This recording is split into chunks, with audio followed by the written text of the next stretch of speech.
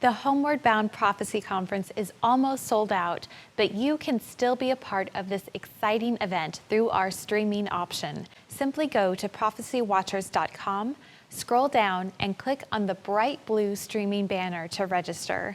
25 of the top prophecy teachers will be delivering 64 messages that you can enjoy in the comfort of your own home.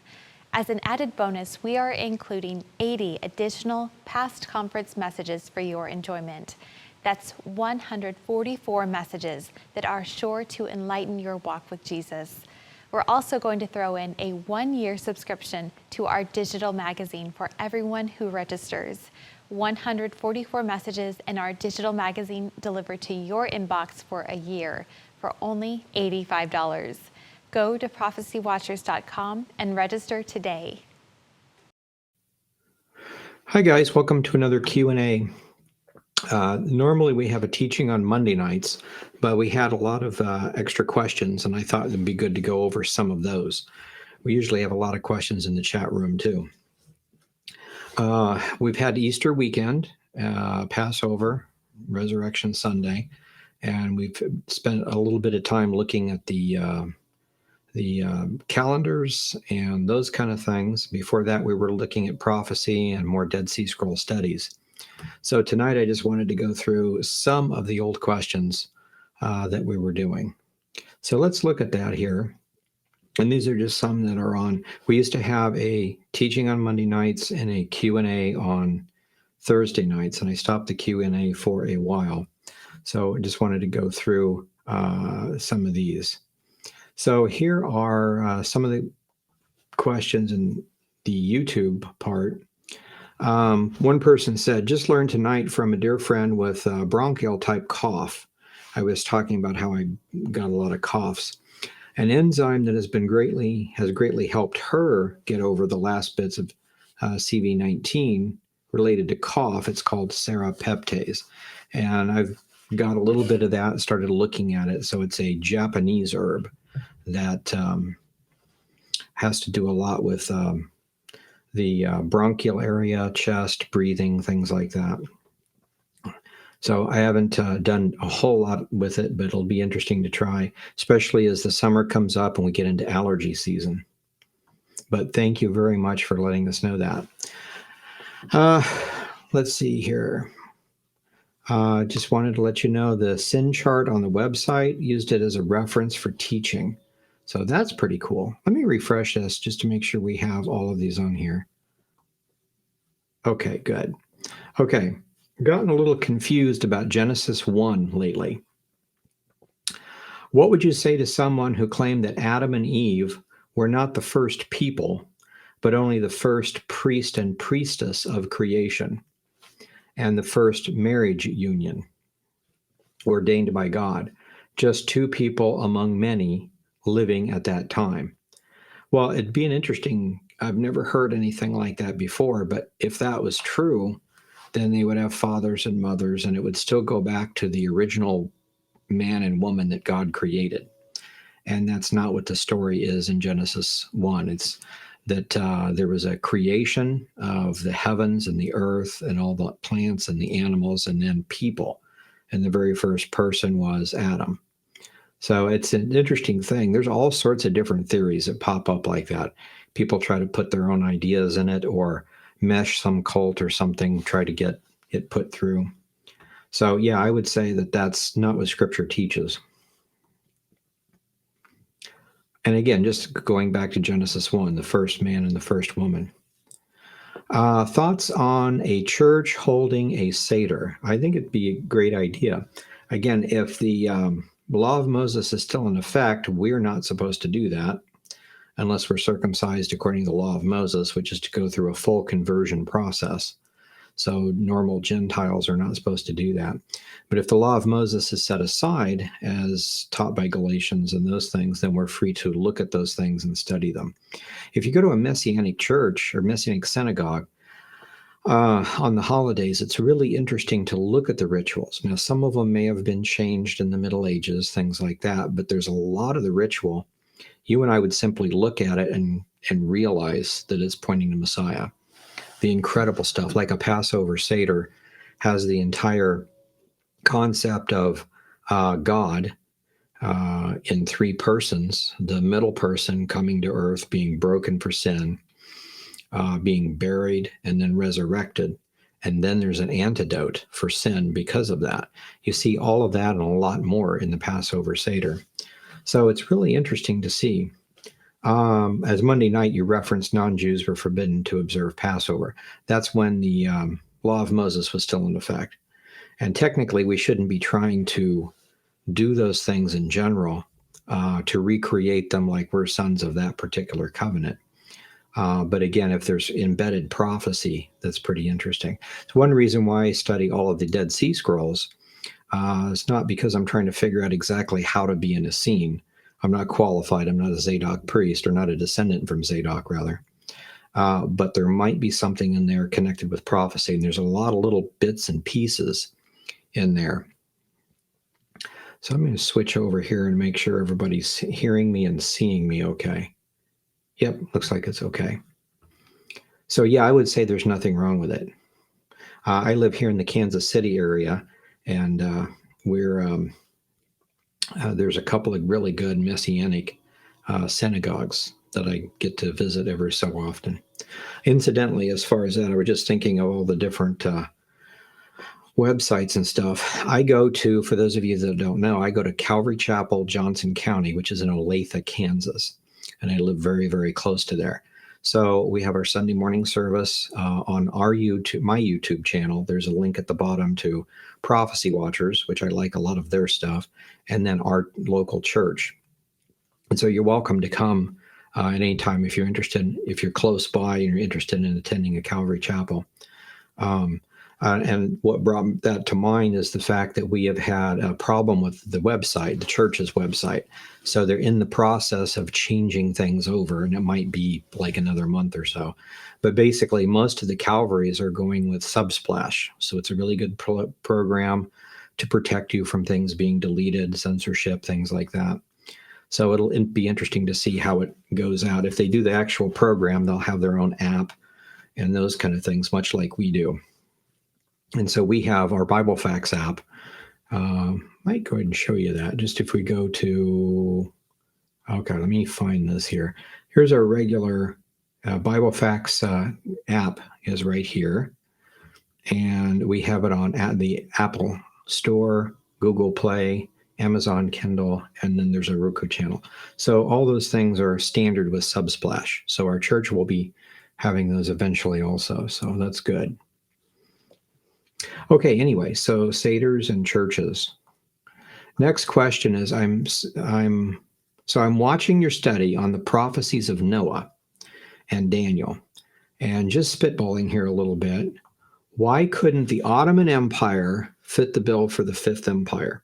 A lot of people think that, and that's how some people like Joel Richardson, or he may not know of Noah's Testament, but the concept that the Ottoman Empire is part of the Roman Empire, which it kind of obviously is it simply a continuation of the empire? And it doesn't matter if it's Roman Catholic Christian, Eastern Orthodox Christian, or Ottoman Muslim, but because the empire is the empire, or does that make a difference? And those are the things that we're all asking, could this fit in here? So it is something to think about. So a lot of people take this and say, yes, that absolutely was. I think it's definitely connected in one way or another. Still not absolutely sure about that myself.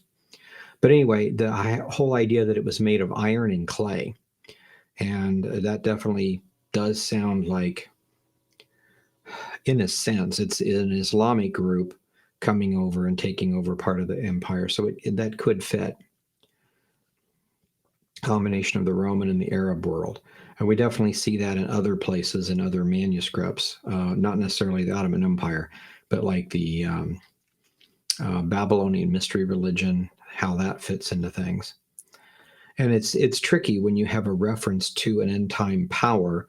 Are we talking about the religious power or the actual empire, or both? Because for a while they're the same. So there's just all these little clues throughout the scriptures and throughout the manuscripts also. So, okay, it might fit Islamic prophecy and a future caliphate. And I think that's interesting because there is something to that. In the book of Gad the seer, he makes a comment that there are two anti-Semitic powers that are here. We can't seem to get rid of them, but they're here, and they're still in power when the Messiah comes. And the Messiah comes at that point to set up the Messianic kingdom because he's already come.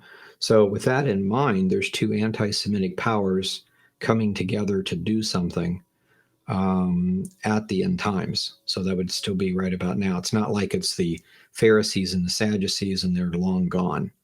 They may have been a part of it, two groups like that. But in this case, he's talking about Edom, Kedem. So he mentions in here, it could also fit with Gad the seer's prophecy. Now, Gad actually says that there's these two anti-Semitic powers. One is south of Israel, whose symbol is a crescent moon, and the other one is in the north part of the Mediterranean Sea, in the city of Kittim. Kittim is the old word for the Roman Empire. So it's Roman Catholicism and Islam, but not as we know them. Some sort of, they change quite a bit, or there's some sort of break off or subgroup or something, but there's some sort of a combination of these two. So definite possibility.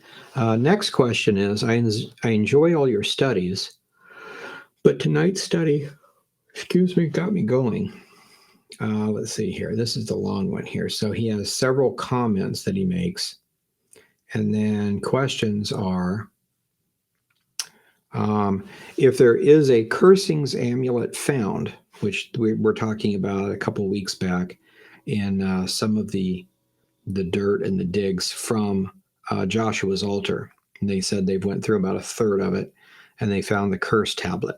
And if you didn't notice that, read it online, go back and look at our study.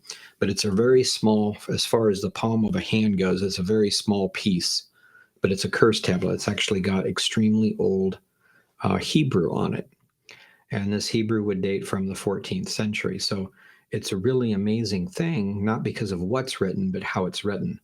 So whoever came into the land of Israel and built what we call Joshua's altar, sacrificed there only kosher food, and the objects found there prove that it's 14th century. Even if you said it wasn't Joshua, it was someone else, that should have been after Joshua. So no matter how you're looking at it, the Jews are in Israel in the 1400s at BC, and that fits perfectly with the Seder Olam, the book of Jasher, Genesis, along with Kings and Chronicles. Whereas most people today, most of the unbelievers are saying, well, they may have been there, but it's more along the lines of the 12th century, not the 14th. Well, now we know that's not the case because that's absolute evidence for that. So if the amulet was found on the cursings, on the Mount of Cursings, Mount Ebal, is it possible that a blessings tablet or amulet might be found on the opposite mountain? Yeah, my theory, and it's just a theory out of my head, but since you have Mount Ebal and Mount Gerizim, and that's the main place when they first came, later on in the next 200 to 300 years, the tabernacle is going to move to Shiloh and other places, and eventually a temple will be built by Solomon, and the temple will be there for several hundred years.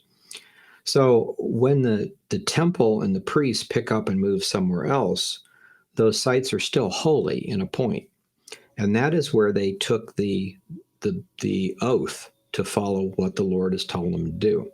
So my concept is that Mount Ebal and Mount Gerizim continued to be a place where people would set in on judgment. And so a blessing, I wouldn't call it an amulet, because an amulet is something that you know, in the occult world, you wear it to protect you from something. A talisman is something that you wear to make something good happen or whatever. In this case, it's not like an amulet, talisman, occult type object, but it's almost like a legal document, as most people that look at that say, because of the way it's written. So what we've got in there is basically almost like when you go in somewhere and you give your case, not in actually legal court system here, but in some things like that, they used to have like a black ball and a white ball, and everybody votes. And if it's all white, then you're, in to the club, or you get the thing or whatever, you're voted yes, basically. And if there's any one black ball in there, then you've been blackballed, which means you've been kicked out, or your request has been denied, or something like that. And I'm thinking this could very easily be a place of judgment, anciently in the 13 and 1400s. And we found the curse tablet, so we might find a blessing tablet also, depending on how the judgment went. I imagine there is something like that there. So there's a lot of interesting things that will be found in the near future from these digs.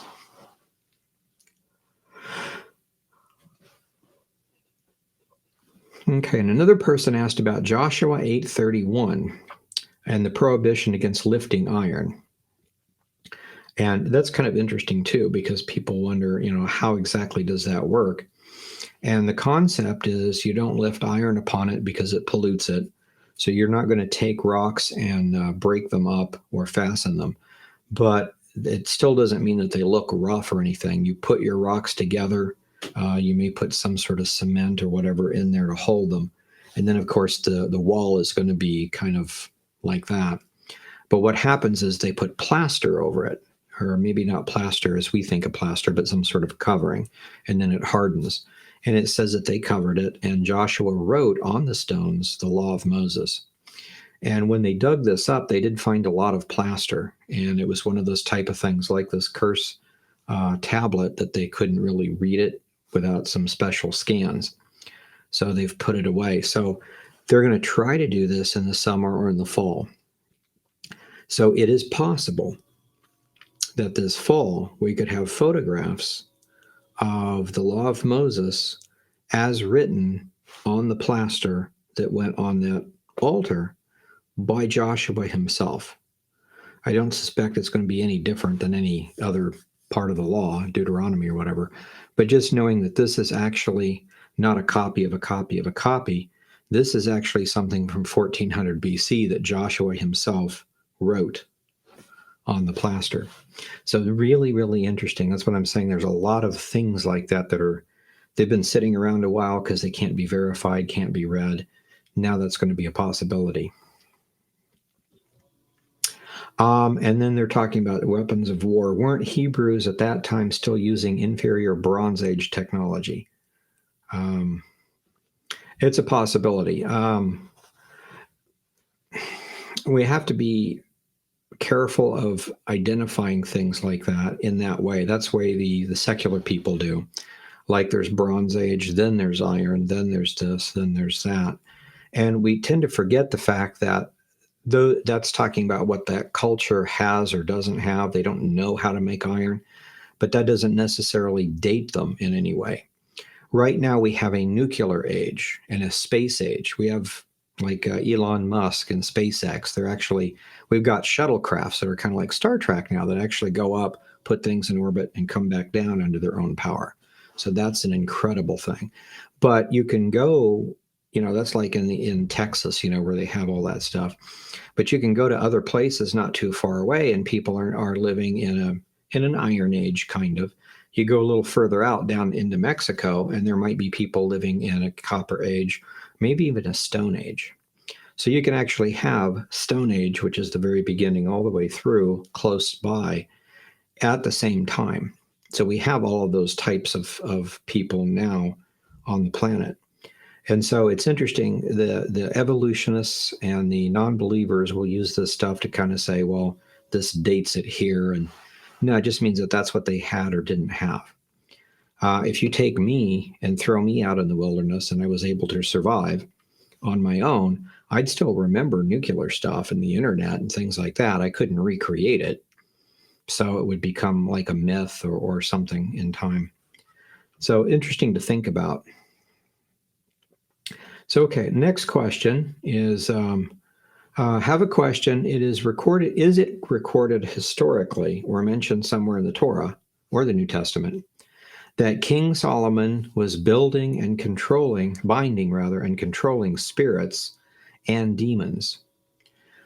As we know, we had a problem with building the temples to these gods, or he had a problem with building temples to, his wife's gods. Yeah. Many blessings. Okay, thank you very much. From Latvia. Cool. There's a lot of medieval texts that talk about that, but I don't see anything other than the medieval texts. Much like there's a lot of stories kind of made up in the Middle Ages that are not real. So you'll find a lot of grimoires, a lot of occult objects, books that talk about things like that. But I don't think there's any evidence at all as far as Solomon goes on that. He did apostatize at one point. He built temples to false gods because of his wives. Lots of bad things happened.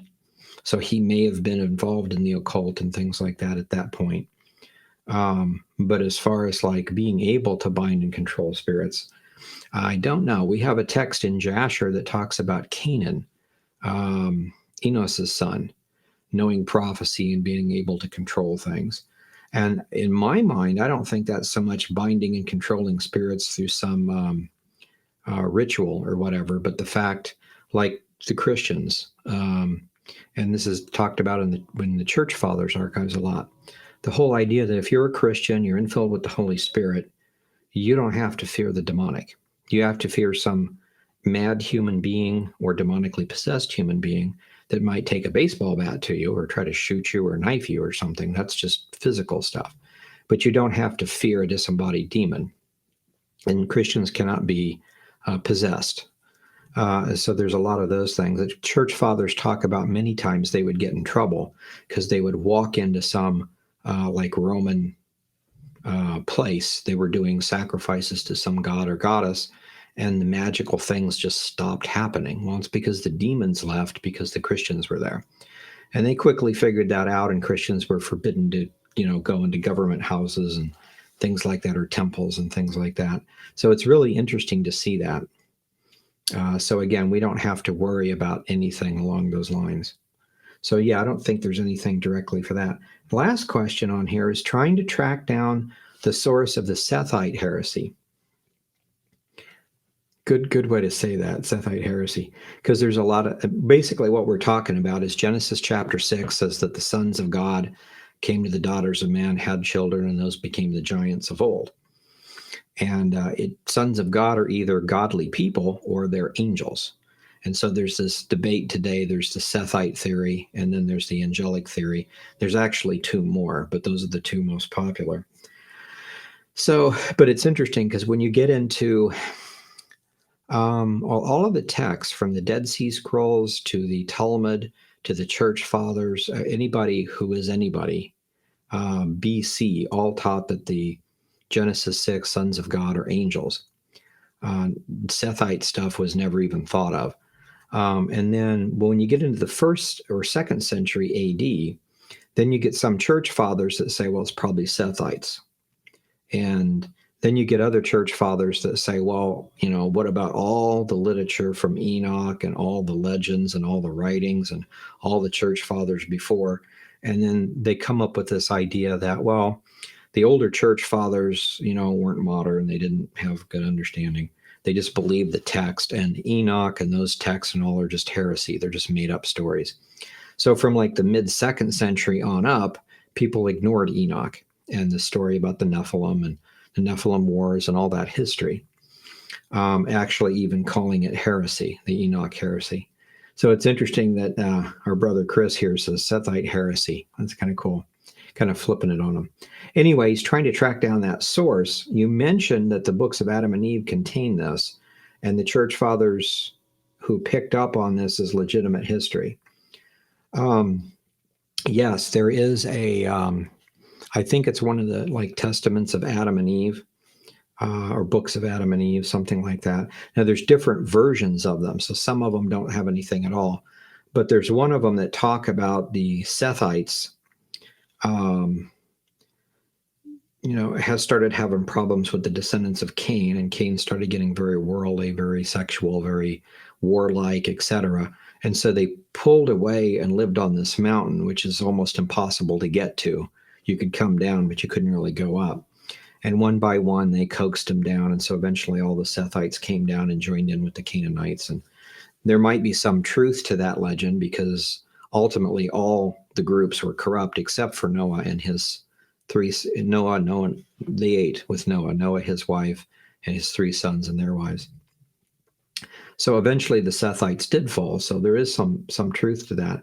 But in this particular one, they call the Sethites angels, and the Canaanites, or the Canaanites rather, human.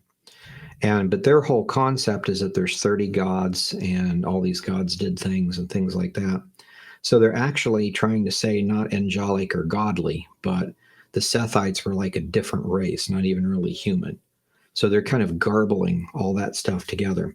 That's one of the books of Adam and Eve, or the Stele of Seth, or it's one of the Gnostic versions. So let's see here. So Revelation of Magi holds similar points of history. Is it possible that an ancient sect of Magi passed down some legitimate history, but mixed in some heresies like ancestor worship, setting up Seth as a divine being? It's possible, and that would be something taught by the Gnostics. That's why we got to be real careful of that stuff. Like, for instance, in Revelation, we're told that the Nicolaitans are heretical, and we're not supposed to do anything with them. Well, the Nicolaitans had the church fathers will give a list of weird things that the Nicolaitans taught. One of them is that we can be demon possessed. And of course, that's not possible. So you might have like a small group of Christians somewhere, even way back when, that thought, okay, we got to be careful, at least we get taken over or something like that because of this other text. So that's one reason why we have to identify all the texts, figure out who wrote them. If they're just copies from the Middle Ages, we need to kind of set them aside.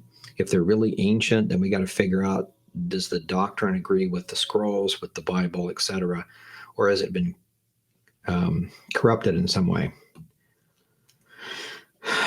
So that is a definite possibility. Because if you think about it, we have in the early 1st century, we have the start of the Gnostics with Simon Magus trying to take over one group of the school of the prophets, turns it into a Gnostic bunch of junk.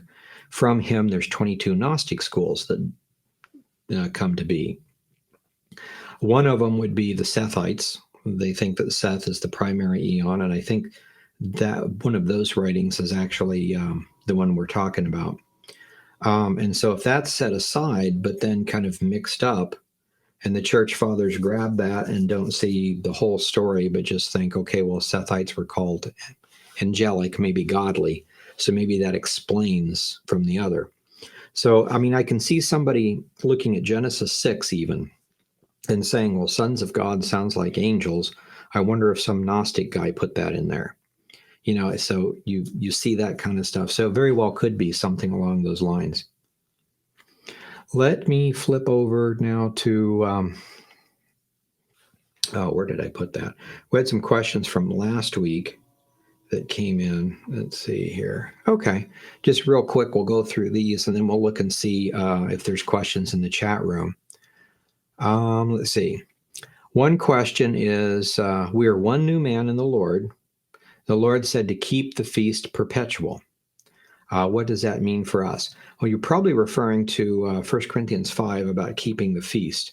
And Paul is talking about how the feast of unleavened bread points to the whole concept of unleavened bread being pure, no sin.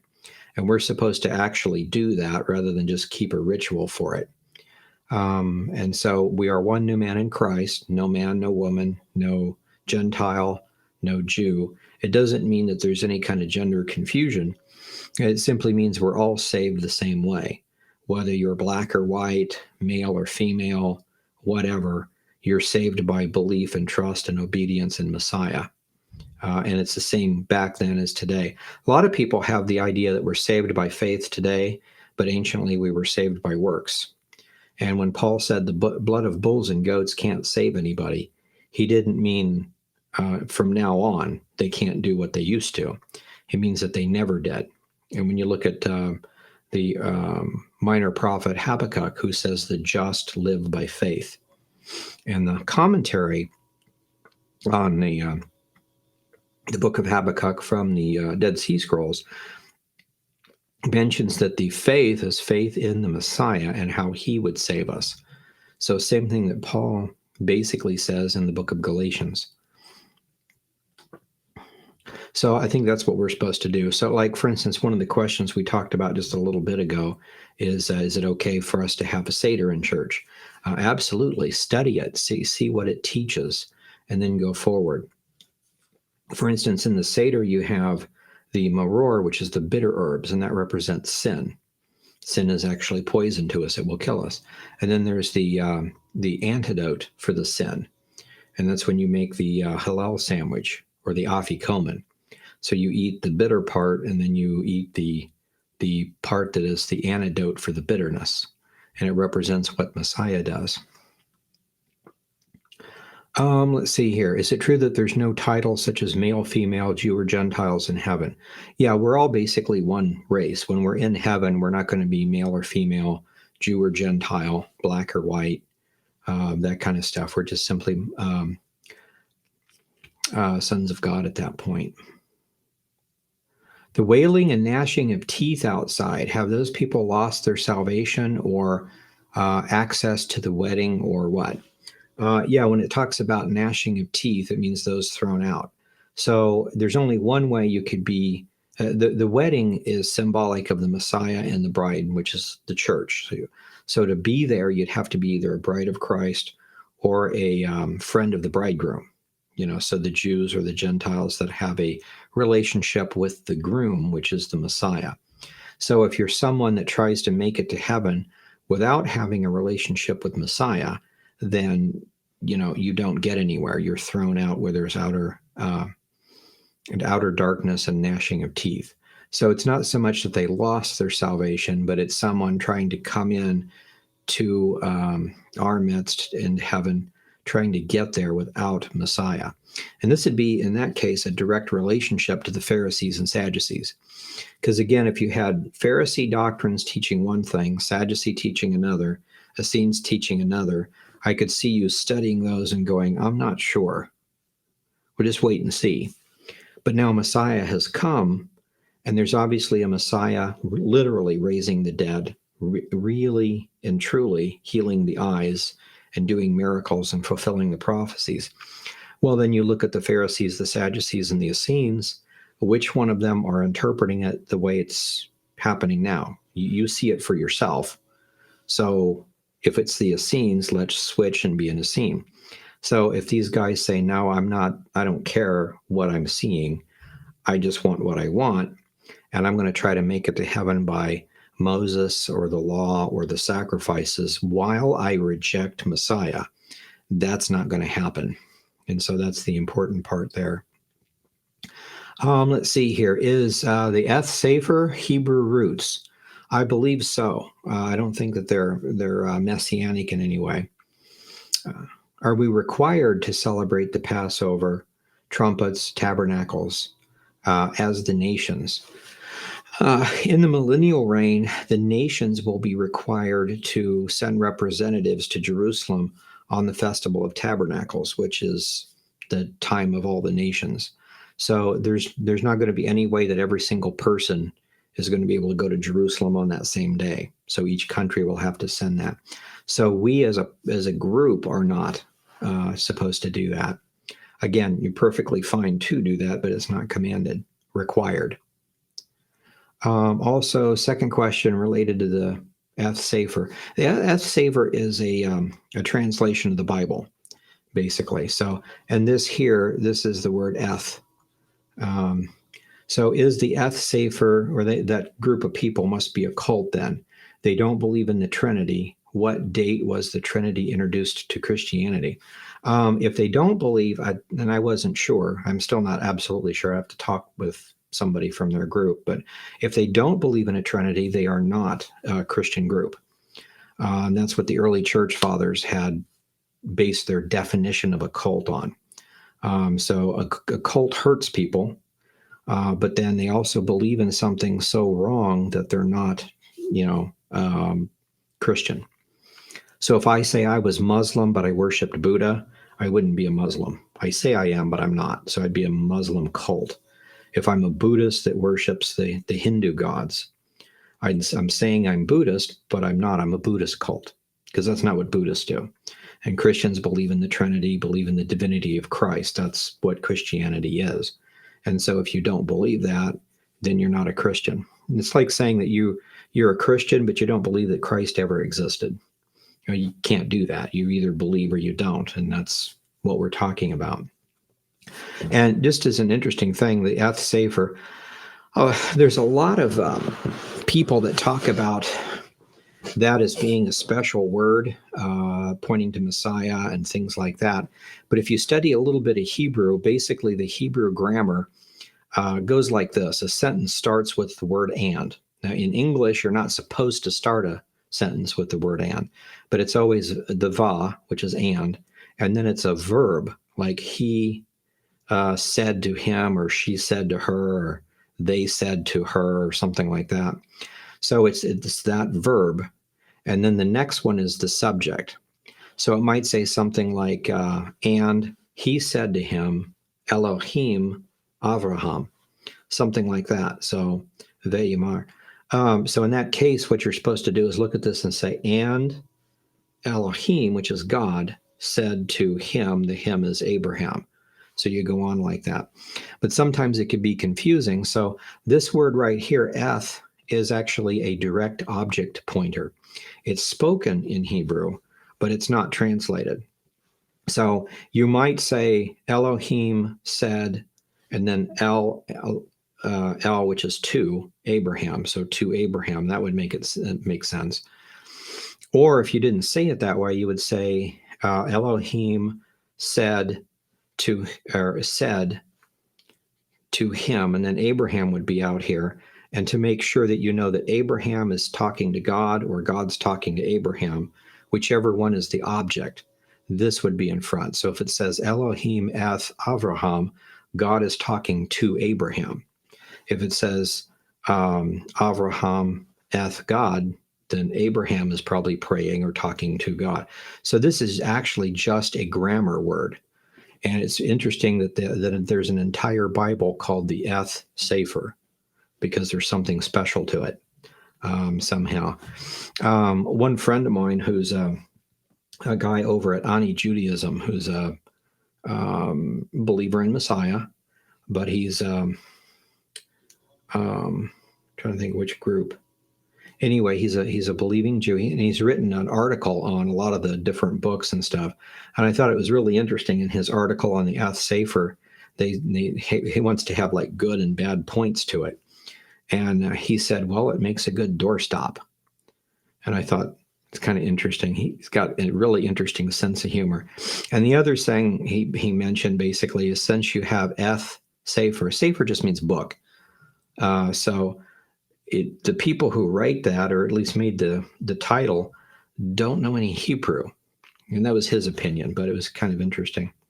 So yeah, the only thing that I've looked at the Eth Sefer, I had a guy come over one time, and we were talking about some prophecy in Daniel. I think it was the Antichrist, Daniel chapter 9, something like that. And he was like, I don't remember that. So I look it up, and it's this chapter. And he reads it, and it's like, it doesn't say that. So he's reading the Eth Sefer.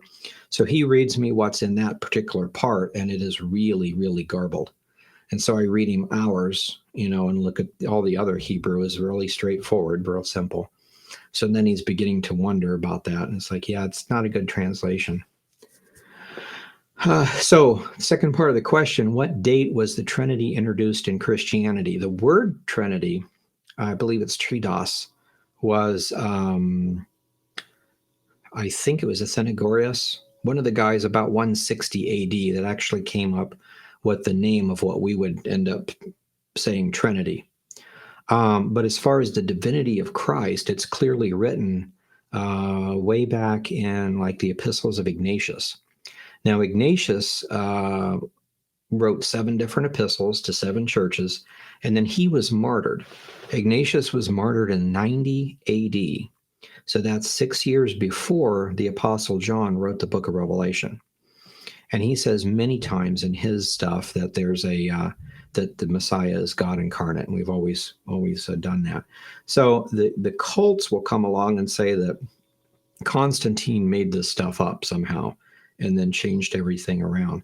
But then when we go back to the Dead Sea Scrolls, they make it very clear that the Messiah would be God incarnate, not Hashem, he's not the Father in some sense, but in some sense he is God incarnate. He's not an angel, he's not just a human. So they didn't give it a name like we do, to say it's Trinitarian theology or whatever, but they clearly taught a God-man, incarnation, death to pay for our sin nature and start the age of grace. So that's very clearly mentioned in the scrolls. So the concept goes way back, at least 200 to 300 BC, and most likely much further back.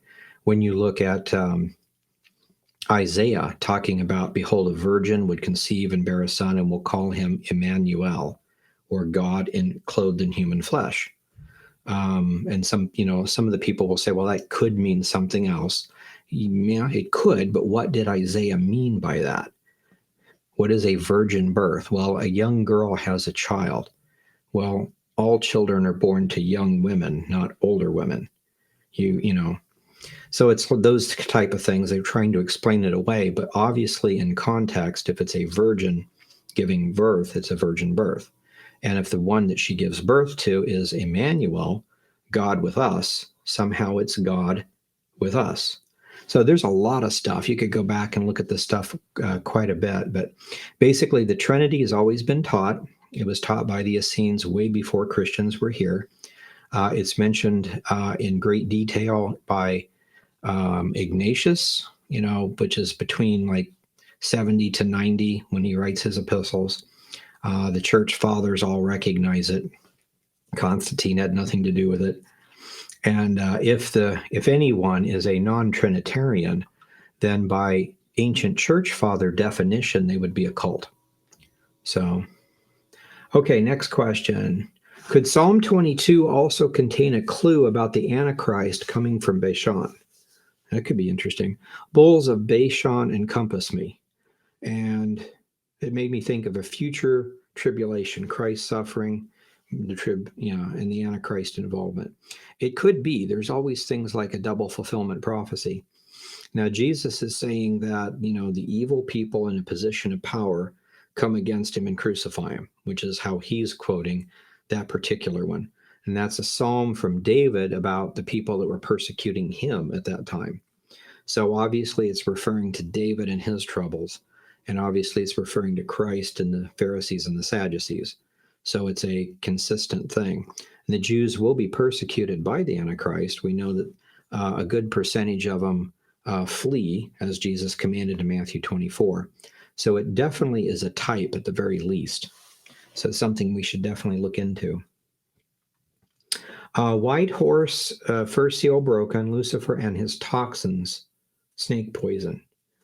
Who pushes this? The Pope, for one. I'm not sure exactly what we're talking about here. I think what we're talking about is there's a teaching going around, or I think it's probably died out by now, but a year or so back, the teaching is that the seals have started. The Antichrist is either here, or the rider on the white horse is maybe not the Antichrist, but the Antichrist system or something. And that the coronavirus or the vaccine or something like that, depending on which version you listen to, is the toxin. And the idea, the way they get this is that it's a man riding on a white horse with a crown and a bow, but no arrows. And you look at the word for bow, and it means toxin. And anciently, they had poison-tipped arrows. So the bow in itself is just a bow, but if it's called a toxon, it's a bow and arrow system, and the arrows are designed to be dipped into poison, because you've got slow moving arrows that would stick in someone but not penetrate very deep, and it wouldn't do much of anything. But if they're poison tipped, you could actually kill your enemy that way. Anyway, and so they're talking about the Greek words possibly meaning poison, meaning COVID or something like that. And they don't really mesh, and so the basic concept of that is that he has a bow and arrow, or not a bow, rather, a crown and a bow, going forth conquering and to conquer. So in other words, a peaceful type of conquering. He has power and authority, but he's not using the arrow system. So yeah, so I would say, my personal opinion, the first seal is not broken yet. And what we've went through the past year or so has been one of those wars, rumors of wars, pestilence, diseases, things like that. One of the things that it's made a lot of people think of is to realize that the Antichrist will create a system that you can't buy and sell without a mark of some sort. And a shot is not a mark. We're talking about a way to sell something. But still, when you have someone to say you can't go out into public without this or without that, it's kind of a setup to that kind of thing. As Americans, we're free. First Amendment says you have a right to assemble in public peaceably, and that right cannot be abridged.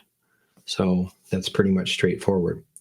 Anyway, so a lot of people think those are connected for some reason, and I don't see them actually connected. Pastor Rich said, can I send you my calculation models for the calendar? Yeah, we're trying to get things organized. You can send it to questions@biblefacts.org, and we'll be able to look at that. We had that email up a long time ago, but we're still trying to get with things. So along those lines, it's kind of interesting that I just heard today that Elon Musk, finally was able to acquire Twitter. So we will now wait and see if he fixes the free speech problem. Maybe that will become a good thing again. So we'll kind of see. There's some of the guys over on Gab are really skeptical of him. Everybody seems to really like him that I know of in a lot of other areas. So it'll be interesting to see. But we'll see what happens. And there's a lot of other things that you can do too. There's federation type stuff like PeerTube, Mastodon, things like that, where each church could run their own server and federate with other groups. So to, get rid of the bandwidth and stuff. So there's a lot of things that could be done. There's a lot of people pushing back too. So we'll see what actually happens. So, okay, let's go through the chat room here and see what we've got. First question is, which church father prophesied that the Hindu idea of evolution and reincarnation would reemerge and infiltrate the church in the last days? I believe that was Barnabas in Barnabas's epistle. Several church fathers, though, talked about evolution and reincarnation kind of going together. So everyone was aware of the concept of evolution, because it's been taught by the Hindus for a long, long time. And what's interesting is, and it's we put it in the book, Ancient Church Fathers, but for the longest time, people would ask me, what about yoga? What about this? What about Hindus? And I would say, well, the church fathers don't talk about it, but they use different words. So they would talk about, instead of Hindus, for instance, they would talk about Brahmins. So that was fairly easy, because a Brahmin is a Hindu priest or a certain class of them. But they never talked about yoga, which is interesting. And yoga is a physical stretching exercise. The exercise itself would be good for you, any kind of stretching. But since it's connected with the pagan form of meditation, Christians would want to stay away from it in general. But the church fathers called it gymnosophy, which I thought was interesting. Sophie from like philosophy, the study of, and then gymnast, like gym or exercise. So they would call a yoga practitioner a gymnosophist. So these nice big long words. At least that's the English of them. So if you go to eSword, for instance, here's our eSword. And if you come up here, you can go to the books And you can get the Ante-Nicene Fathers, volumes 1 to 9, and all that stuff is in there. So eSword is a really, really good Bible program. There's a lot of good ones out there too, though. But the Epistle of Barnabas specifically talks about the three parts of wisdom. One is the three things you're supposed to know to do, and one is to be able to use the scriptures to lead someone to the Lord. Like a lot of times in our churches, we'll talk about the Romans road. This is how you show them some scriptures, make them understand, lead them to the Lord. So you need to know how to be able to do that. You need to know recently fulfilled prophecy, because that's the best witnessing tool. And then third from that is you need to guard against evolution, reincarnation being taught in the churches toward the end times, which would have never happened back then.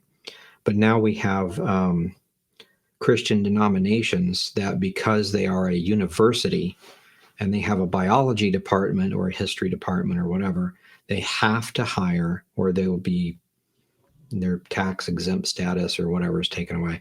But they have to allow contemplative prayer to be taught. They have to allow evolution to be taught, and several other things. So, but yeah, they talked about it a lot. Next question is, what is the most up-to-date DSS translation? Also, is there any translation you recommend over any other? There's actually several. I had used, to do a lot of my research, the Discoveries in the Judean Desert. It's put together by the original archaeologists. It's a 40-volume encyclopedia of Dead Sea Scrolls. And it's, a lot of it is fragmented, a lot of it is doubled, because you've got the English translation, the Hebrew translation, and then the actual photos, and then details about the what it's written on, the condition of it, radiocarbon date, just all sorts of information. So that's probably the oldest, and a lot of other people are using much better translations. So, but that would give you, because there's 900 and some scrolls, almost 1,000 scrolls to look at when you talk about the Dead Sea Scrolls. So there's a lot of stuff.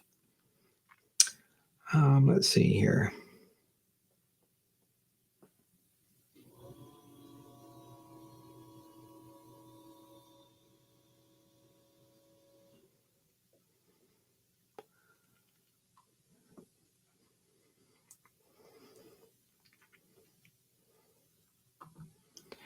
Good question. I'd like to know where I can learn more about the festivals of new wine and new oil during the summer. I would like to know that too.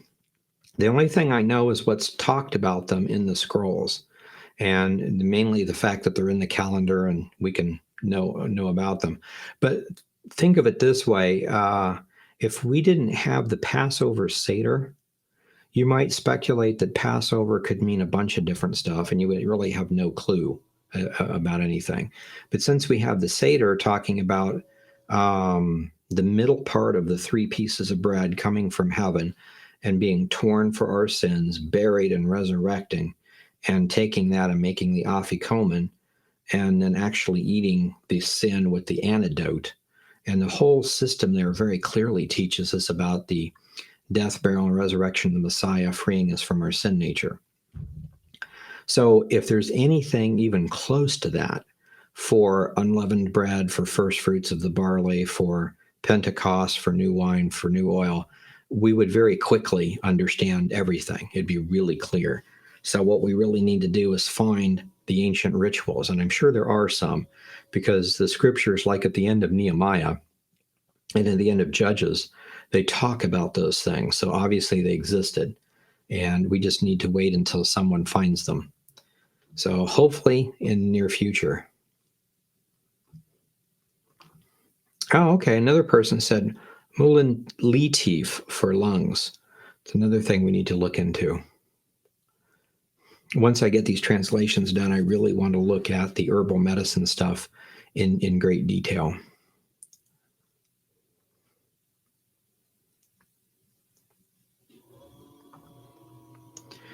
Question: is it normal to experience a lot of condemnation during times of high spiritual warfare. Yeah, especially if that might lead you to be quiet and go away. Anything along those lines. If you're one of these people that thrive on a fight, then Satan probably won't do that. He'll probably say, you're okay, I'm okay. Hey, look, let's go play computer games. Or, hey, look, let's go do something else. So whatever to get you away from what you're supposed to be doing. So for most of us, the condemnation would make us back away. But yeah, it's definitely the thing that happens.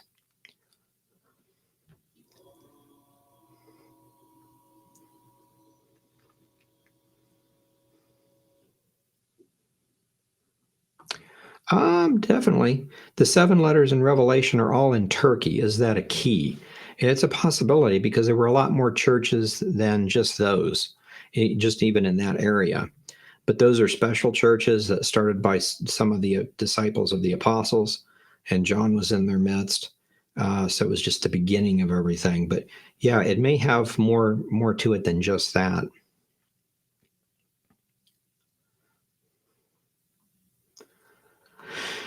Have you translated the temple scroll? Not yet. That's one of the things that we would be looking at.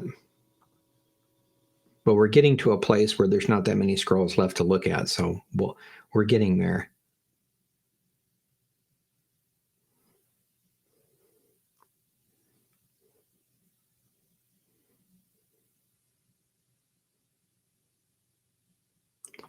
Yes, I had heard that the 10 toes, that's the prophecy out of Daniel chapter 2, were weak and strong governance, so they would not be a leader till the Antichrist.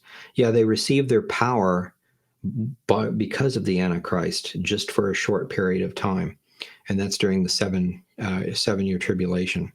So they may still exist. It may be like Egypt and, Iran is a very powerful country, and maybe, Cyprus is not very powerful at all.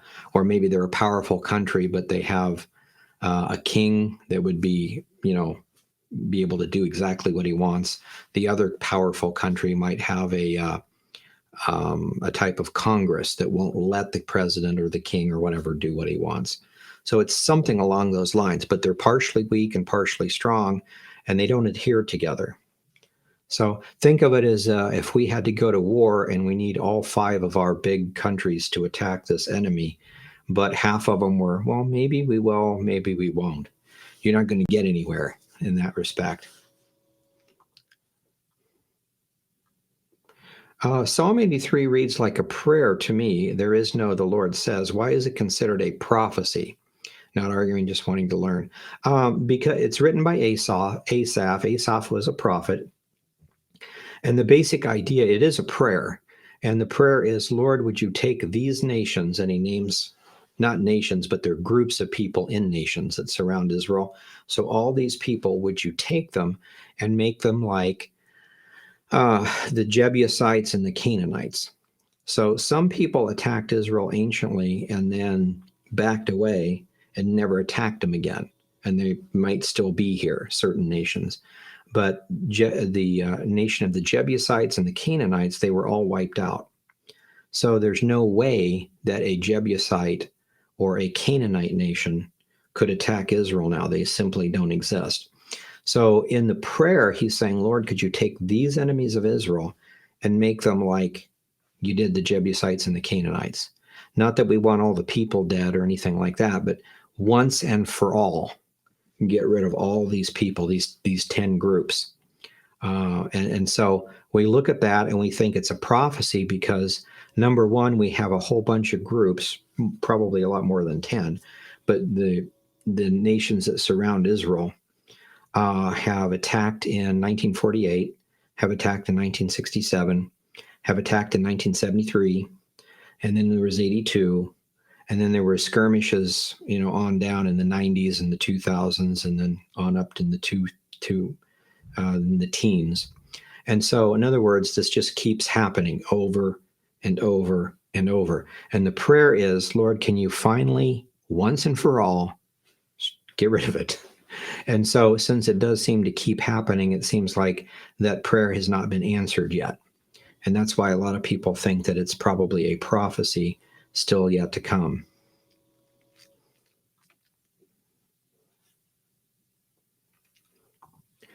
Question: has your view of prophecy changed since studying the Dead Sea Scrolls? And what's a good book in regards to the church fathers' writings? I'm currently reading Eusebius, Church History. Yeah, Eusebius is like the best ever to start with. You'll get a really good synopsis of everything.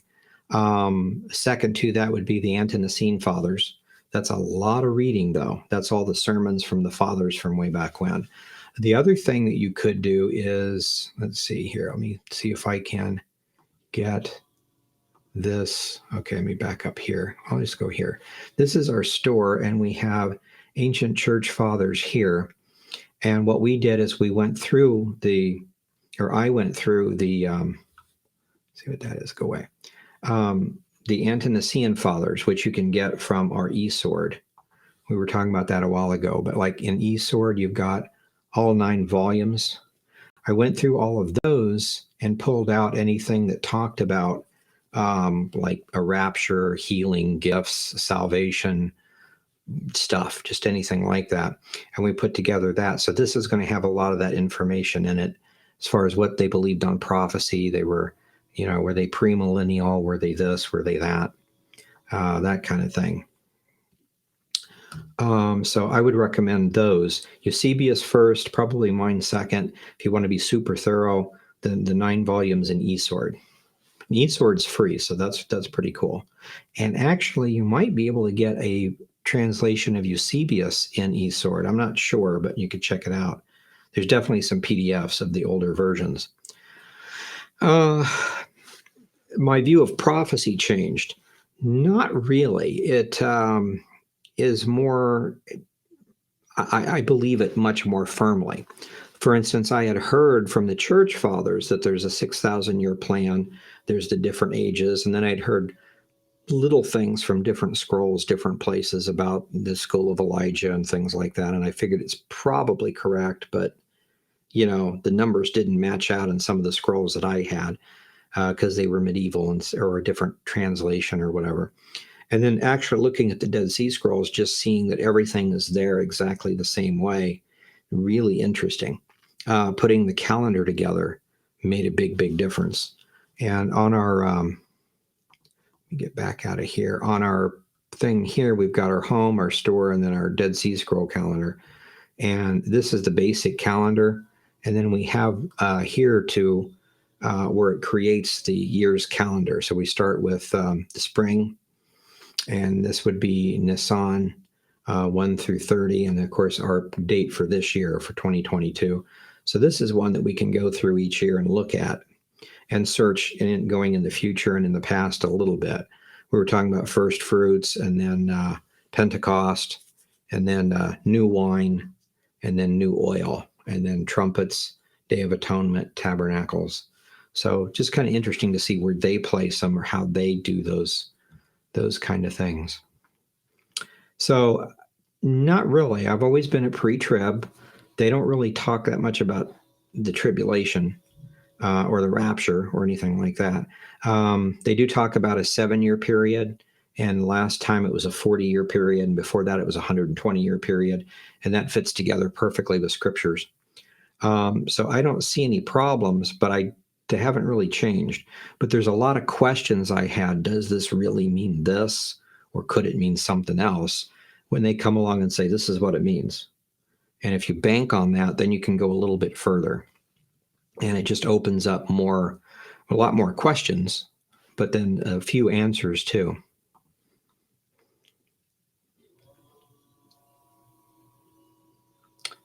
Have I heard any more about the curse tablet? Not recently. Be interesting to see what actually happens with it. And I'm really excited for like maybe this fall to see if they found any other tablets, been able to look at that closer. And especially, I really want to have PDF photos of whatever is written on the plaster that was there because of what Joshua 8 says that it is. It'd be really interesting.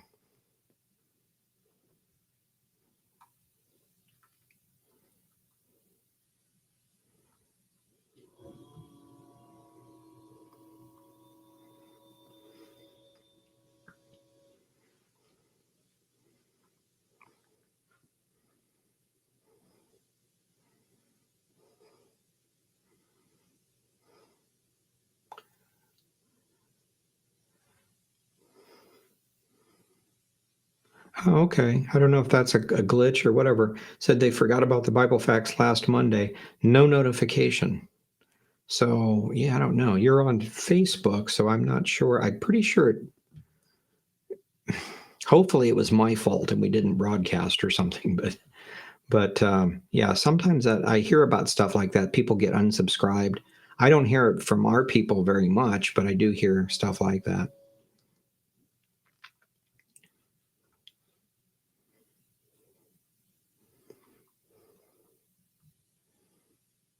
Oh, okay, my wife marked this, and you can't get it from here, but that's Anti-Judaism's um, blog. The worst translation in the world goes to the Eth Saver. Um, he really needs to come out and tell us how he really feels, you know? That's pretty cool.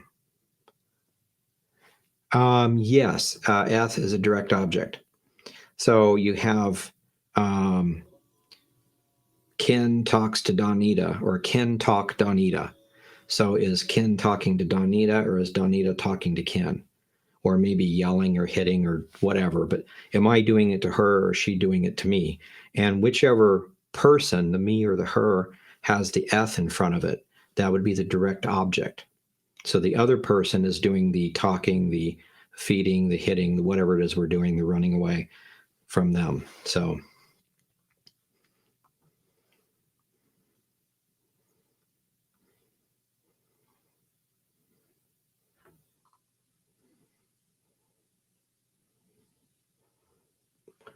okay, a little after 9. We'll go ahead and end here in a little bit. We'll take a few more questions.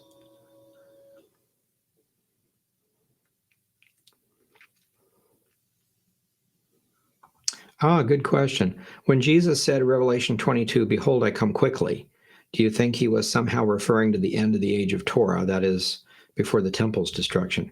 It's a definite possibility. We have the futurists, which is, I'm a futurist, so I believe in a future 7-year tribulation period, rapture, second coming, millennial reign, that kind of stuff. And we've got preterists that are believe everything was fulfilled back in 70 AD. And I think when you look at the scrolls, they tend to teach that it's not really one or the other, but a repeat. And so Jesus could have very easily been talking some of this stuff about the destruction of the temple. When you look at Matthew 24, for instance, let me just bring that up real quick. Did it not? What am I doing? Oh, I don't want that one. I want this one. There we go.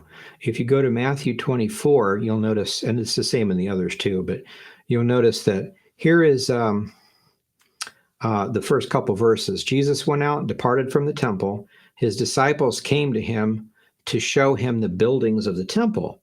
And he said to them, "See not all of these things, all the pretty buildings on the Temple Mount. I say to you, there will not be one stone left on another until they be thrown down." Well, that's definitely 70 AD, because that's when that happened. Okay. But see, then they come and he said, as he sat on the Mount of Olives, the disciples came to him privately, saying, "Tell us when these things shall be, and of the sign of your coming and the end of the world." Now, the word for world there is age. So really we're saying, so tell us, make sure we got it straight. When will the temple be destroyed? Okay, 70 AD. And when will the sign of your coming be? Second coming? Okay. And what about the end of the age? Well, which age? This age would be the same time as when the 5 years after the temple is destroyed, actually. If you're talking about the end of the age of um, grace, it would be right before or sometime before the tribulation period, of which they probably knew that very well too. So, but the point is here is he starts off talking about a 70 AD event, and then here they're asking like, well, when will that happen?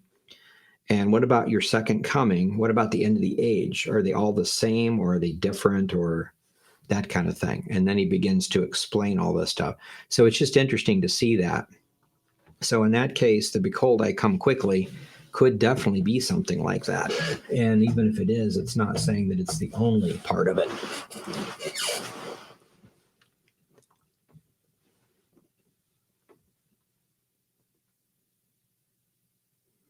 Oh, cool. Okay.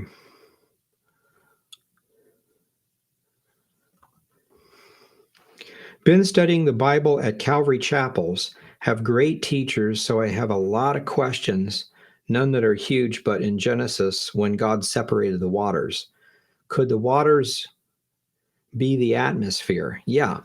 Basically, it says very clearly that he separated the waters and created the atmosphere between the waters that were above and the waters that were below. So, in other words, we had a pre-flood canopy of some sort of water vapor. People will make fun of that and say, well, the ancients thought that because the sky is blue and things like that. But they forget that we have several planets and moons even in our solar system, some of which have canopies. And you can't see, usually they're super hot, but that's just because they're uninhabitable anyway. So there is such a thing as a canopy of gases and or water vapor and or water around planet type objects, planets and moons. So that's a given. If it was depending on what was in the atmosphere, it could very easily filter out a lot of cosmic radiation. And that's why we tend to think that the lifespans were much, much longer back then. But yes, I would agree with that.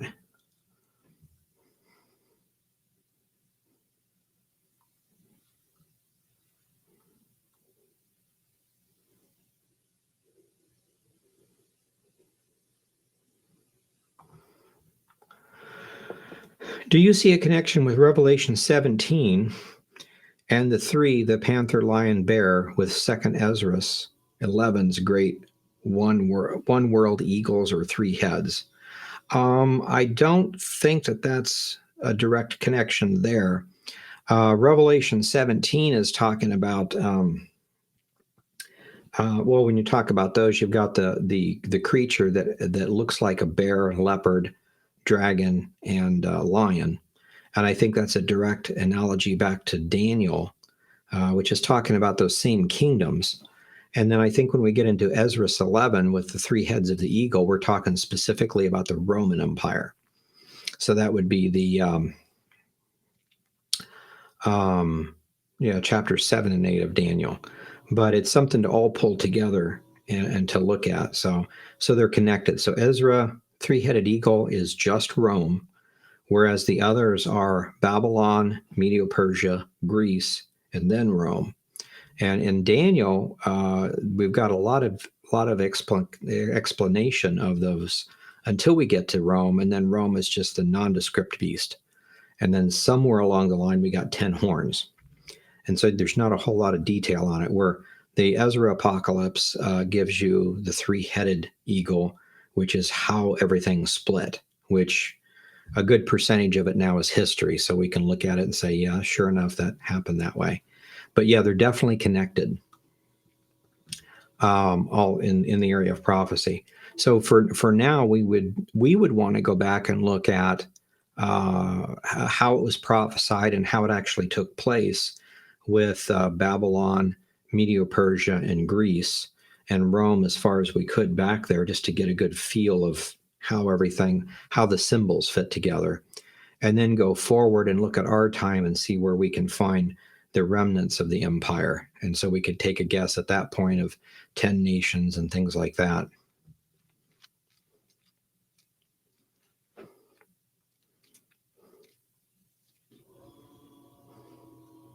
Interesting. I'll have to look that up. Matt was saying Elon, talking about Elon Musk. Elon means oak tree in Hebrew. I'll have to look that up.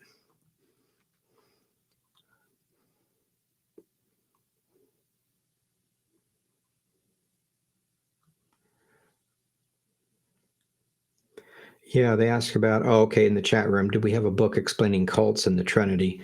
And we do have that, Cults in the Trinity. So, and that's linked in there. And we wrote that a ways back, so it's not going to have anything in it at all from the Dead Sea Scrolls, but from the Church Fathers and a little bit of history, and then the Bible. So the Trinity concept real well. If I was going to rewrite it now, we'd put in all the Dead Sea Scroll stuff too.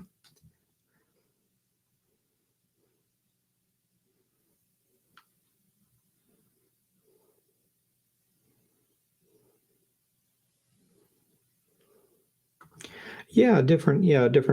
Last week he'd heard that someone said that Jesus and the apostles used the Septuagint as their Bible. Why? They did use Greek, and we got to remember that the Septuagint is not one version. The Hebrew is pretty much one version. Even the Dead Sea Scrolls, there's very little change. However, when we see Paul quoting something that's different than the Septuagint, it's almost always that way in the Hebrew Dead Sea Scroll. And I forget the guy's name, but the one that they used was translated by, I can't remember his name. Anyway, basically, the idea is that the Septuagint would be a perfect word for word translation of the Hebrew. And when we look at the Septuagint we have today, that's obviously not the case. It's been garbled. But we did a book on Bible translations. We have a chapter on the main four different versions of the Septuagint. Different cults or anti-Christian groups rewrote the stuff. And you've got Symmachus version. I forget who it was. There's three other groups. Anyway, somewhere along the line, they got garbled. So, and you can tell that by looking at the numbers.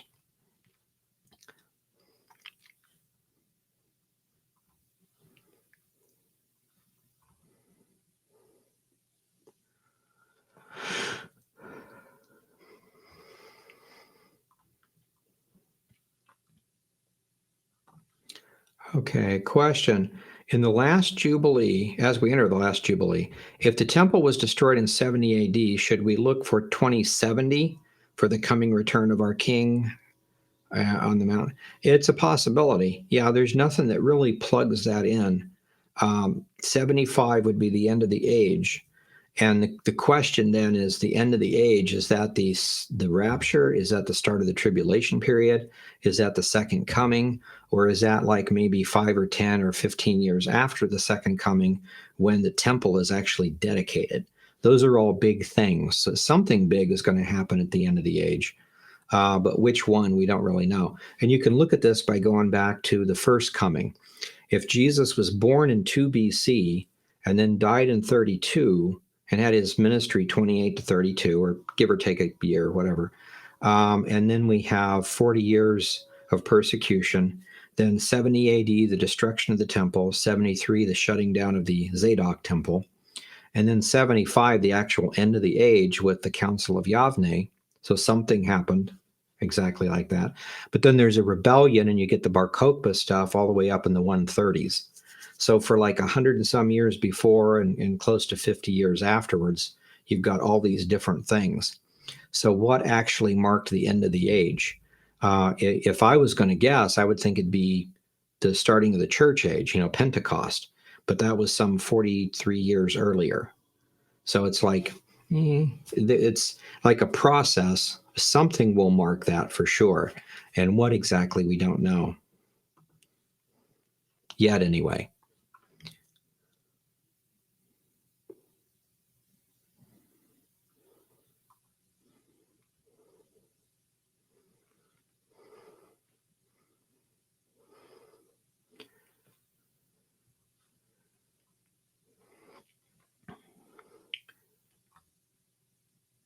Okay.